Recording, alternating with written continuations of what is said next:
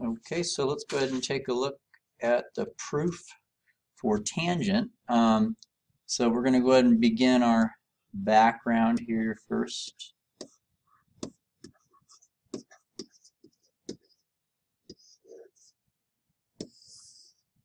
All right. First of all, once again, there's an angle sum identity that we need to be aware of for tangent.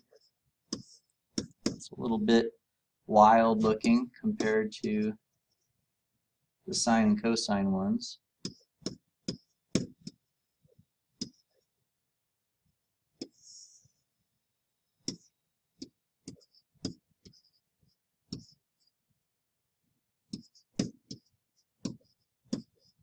So that's one thing we want to be aware of, is that's an an angle sum identity for tangent.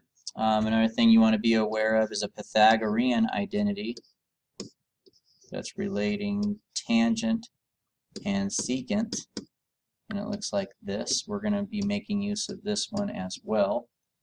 And then finally, another one,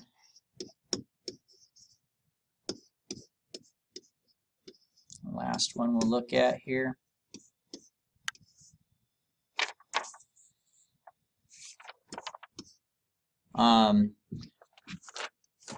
Applying L'Hopital's rule, we can conclude that this expression is equal to 1. So those are a couple of little details that we're going to want to know as we begin our proof for the derivative of tangent. So once again, what are we trying to prove? We're trying to prove that the derivative with respect to x of tangent is secant squared x, which is the rule we memorized back in Unit 1. So let's go ahead and begin. So we're going to take the limit as delta x approaches 0 of tangent x plus delta x minus tangent x over delta x. Then we're going to use our angle sum identity that I shared with you guys earlier in the background portion.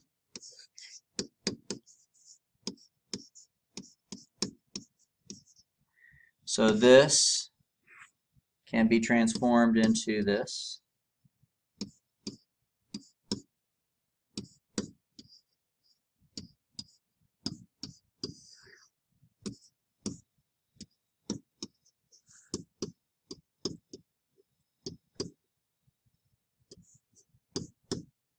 And then the rest comes down as it was.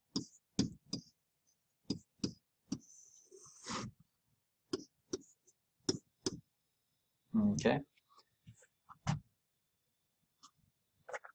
The next thing we're going to do is we're going to simplify this complex fraction. I'm going to multiply everything by this little denominator. So if I were to multiply this portion here by that denominator, the denominator would cancel, and I would be left with the following. Just the numerator, right?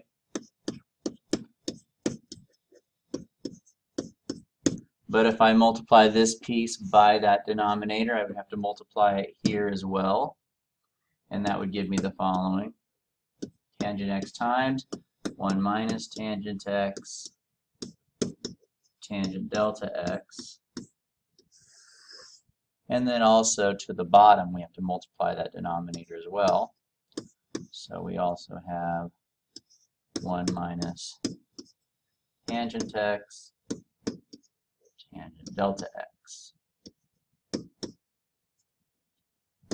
All right, so that simplified the fraction a little bit. Now I'm going to go ahead and distribute this. And that's going to give me the following.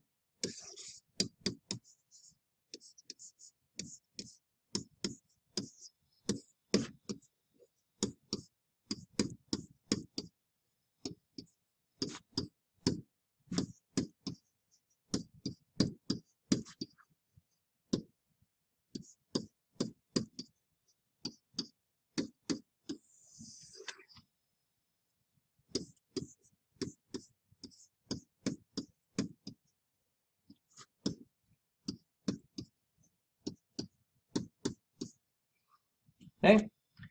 As you can see, now that we've done that, the tangent x's here and here are going to cancel out. We have tangent x minus tangent x. I also have a tangent delta x here, and there's one in this term over here as well that I'm going to factor out. So let's go ahead and do that. So if I were to pull out this tangent delta x, in the numerator, I would have a 1 left in this place if I divided that term by tangent delta x.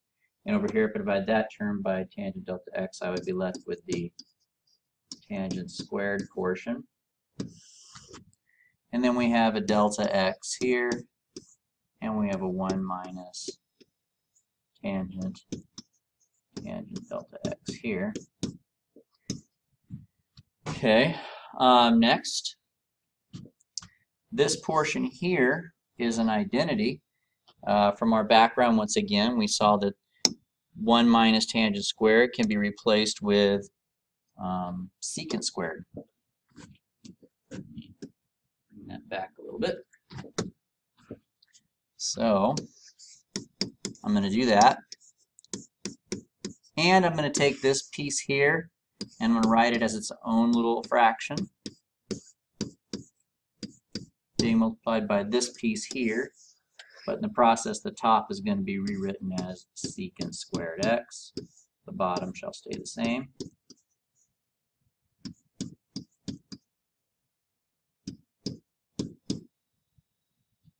Alright, now we're going to go ahead and apply our limit.